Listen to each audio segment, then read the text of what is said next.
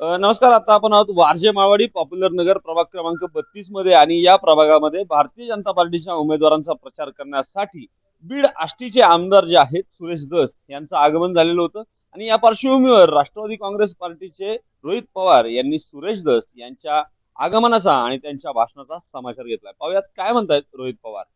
सुरेश धसांची सभा आहे, त्या पार्श्वभूमीवर सुरेश धस यांच्या सभेचा काय इम्पॅक्ट होईल, त्यांचं त्या इथे येऊन मतदारांना आवाहन करेल? ते काय तसं इम्पॅक्ट होणार नाही. आपण जर बघितलं तर सुरेश भाऊंची जी भूमिका आहे ती बऱ्याच वेळा बदललेली आपण बघितलेली आहे. एकदा इकडं असतात, एकदा तिकडं असतात.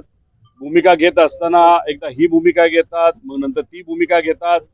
त्यांच्या भाषणामध्ये फक्त काय होतं तर जोक होता, चेष्टा होती, मस्करी होती, पण लोकांच्या हिताचा कुठलाही विषय त्यांच्या भाषणामध्ये त्या ठिकाणी होत नाही.